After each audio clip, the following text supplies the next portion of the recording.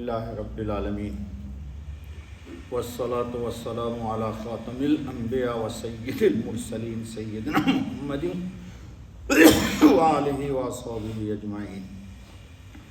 درود پاک پڑھیے۔ اللہم صلی علی سیدنا محمد وعلی آل سیدنا محمد صلاۃ تنجینا بہا من جمیع الاحوال والآفات وتقضی لنا بہا جمیع الحاجات وتطهرنا بها من جميع السيئات وترفعنا بها عندك أعلى الدرجات وتبلغنا بها أقصى الغايات من جميع الخيرات في الحياة وبعد الممات إنك على كل شيء قدير۔ دوستو، آج کا خطبہ ہے انبیاء علیہم الصلاۃ والتسلیم اللہ رب العالمین کے فرشتہ ہیں، بھیجے ہوئے ہیں، اور اللہ تعالیٰ نے اپنی مخلوقات میں انبیاء علیہم الصلاۃ والتسلیم کا انتخاب کیا ہے بحیثیت نبوت و بحیثیت رسالت کے۔ دو چیز بنیادی طور پر یاد رکھنی چاہیے۔ آج خطبے میں ایک آیت بھی پہلی یہی آ گئی، سورہ آل عمران کی 179، فآمنوا باللہ ورسولہ وإن تؤمنوا وتتقوا فلکم اجر عظیم۔ دیکھو دوستو،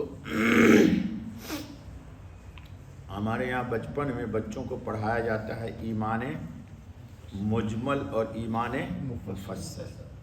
ایمان مجمل ہے آمنت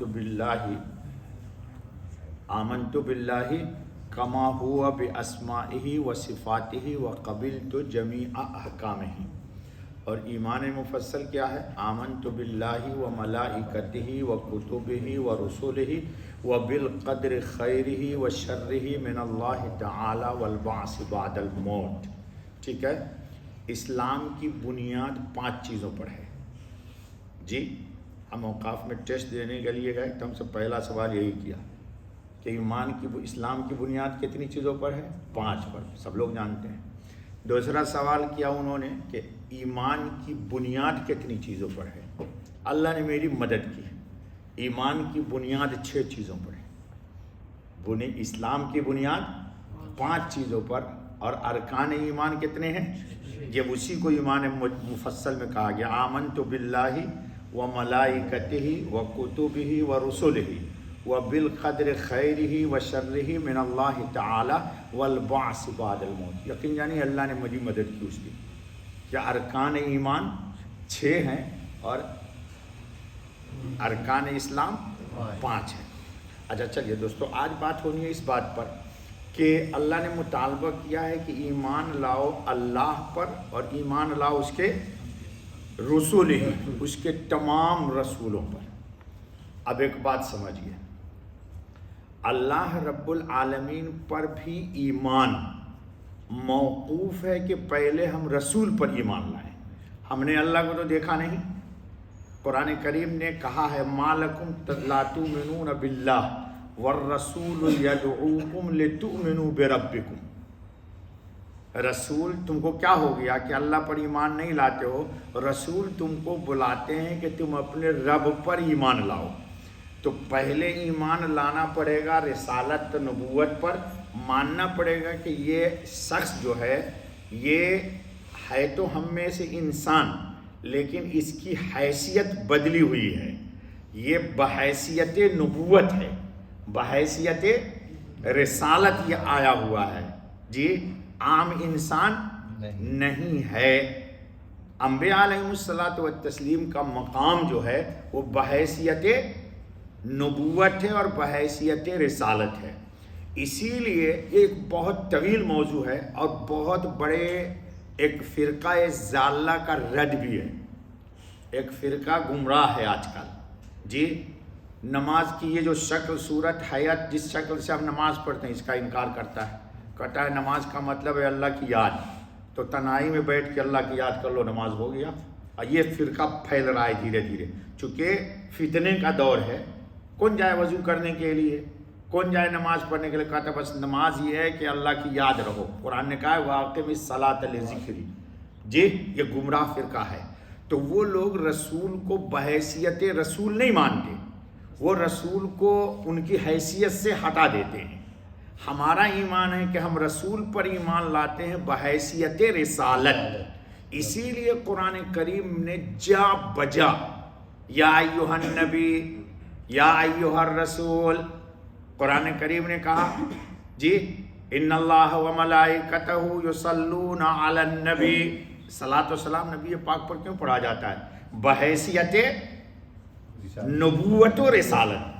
ہم ان کو اللہ کا نبی مانتے ہیں، اللہ کا رسول مانتے ہیں، اللہ نے خود ان پر درود و سلام پڑھا ہے، اور اہل ایمان سے کہا ہے کہ اپنے نبی حضرت خاتم النبیین پر تم بحیثیت نبوت و رسالت. یہ یاد رکھو، یہ ایک علمی مسئلہ ہے جو ہمارے یہاں تقریباً بیان نہیں ہوتا ہے. بیان دوسری موضوع چیزوں پر ہوتا ہے کہ نبی پر صلاۃ و سلام پڑھنا ہے بحیثیت نبوت و رسالت، اور اللہ نے بھی نبی پر بحیثیت نبوت و رسالت سلام پڑھا ہے. جی آپ نماز میں بھی پڑھے ہو ہر آدمی. جی التحیات للہ والصلوات والطیبات السلام علیکہ. یہ کیوں کہا آپ نے بھائی؟ السلام علیکہ ہر مسلمان نمازی ہر 2 رکعت والی نماز میں حضرت خاتم النبیین محمد الرسول اللہ کو سلام کرتا ہے. تو بحیثیت نبوت و رسالت سلام کرتا ہے. وہ بحیثیت نبوت و رسالت سلام کرتا ہے. درود کیوں پڑھتا ہے تحیات کے بعد؟ کہ نبی پاک پر اللہ کا حکم ہوا. تو بہرحال اللہ تعالیٰ نے کہا کہ ایمان لاؤ اللہ پر اور ایمان لاؤ رسول پر. تو اللہ پر ایمان لانا یہ ہے کہ اللہ کی ذات پر بھی ایمان لانا ہے اور اللہ کی تمام صفات پر بھی ایمان لانا ہے. اللہ کی صفات، اور صفات کا کیسے پتہ چلے گا کہ اللہ کی کیا صفات ہیں؟ خود ہمارے حضرت خاتم النبیین علیہ الصلاۃ والتسلیم نے ہمیں بتایا، اور اس سے بڑی دلیل بتا دیتا ہوں. قرآن کریم میں آپ جب پڑھتے ہیں تو آیت کے آخر میں ہر جگہ اللہ کے اسماء حسنہ میں سے کوئی ایک نام الا ماشاء اللہ کسی آیت میں نہیں ہے. ورنہ ہر جگہ کہیں آ رہا ہے غفور، کبھی آ رہا ہے رحیم، کبھی آ رہا ہے حلیم، کبھی آ رہا ہے شکور، کبھی آ رہا ہے بصیر، کبھی آ رہا ہے لطیف. جیسے اللہ لطیف بعبادہ یرزق من یشاء وہو القوی العزیز. قوی بھی آیا اور عزیز بھی آیا. آیت الکرسی میں کیا آیا؟ وہو العلی العظیم. علی بھی آیا اور عظیم بھی آیا. تو قرآن کریم میں خود اللہ کے اسماء حسنہ استعمال ہوئے ہیں. تو ان اسماء حسنہ کے ذریعے ہم اللہ کی صفات کو جانتے ہیں. مختصر ورنہ لمبی بات ہوگی. ٹھیک ہے دوستو؟ تو اسی طرح اللہ پاک کا تعارف ہم کو قرآن کریم میں اسماء حسنہ سے ہوا، اور خود اللہ رب العالمین نے ہمارے لیے، ہماری ہدایت کے لیے ہمارے نبی علیہ الصلاۃ والتسلیم کے بھی صفات کا تعارف قرآن میں کرایا. مثلا لقد جاءکم رسول من انفسکم عزیز علیہ ما عنتم حریص علیکم بالمؤمنین رؤوف رحیم. یقین جانو یہ اللہ پاک اگر نہ کہے ہوتے نا قرآن میں تو یہ مولانا لوگ اتنا جوتا مجھے مارتے نا کہ میرے ہوش نہیں رہنے دیتے. کہتے تو اللہ کی رؤوف اللہ کا نام ہے اور رحیم اللہ کا نام ہے، اور تو یہ صفات نبی کے لیے ثابت کر رہا ہے. اللہ کا رہی قرآن کی اس آیت میں کہ رسول کون ہے؟ رؤوف الرحیم. یقین جانو کہ یہ اتنی زبردست بات ہے کہ اس کا کوئی منکر ہو ہی نہیں سکتا. اللہ نے نبی کا تعارف قرآن کریم میں کرایا.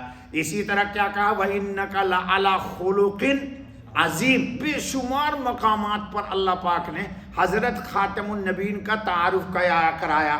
یاسین پڑھتے ہیں، اس میں اللہ کیا کہتے ہیں؟ اِنَّكَ لَمِنَ الْمُرْسَلِينَ. آپ رسول ہیں. جی واللہ یعلم انک لرسول، اللہ جانتا ہے کہ آپ رسول ہیں۔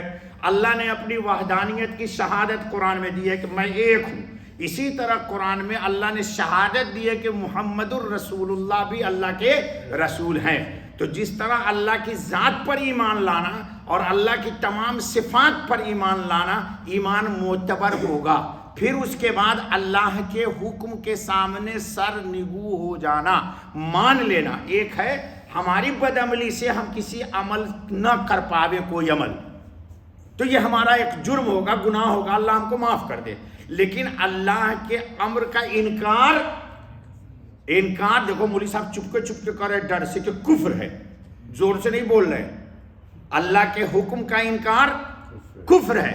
اگر ہم سے وہ عمل نہیں ہوتا تو ہماری غلطی ہے، ہم تسلیم کریں گے، لیکن حکم کا انکار نہیں کریں گے۔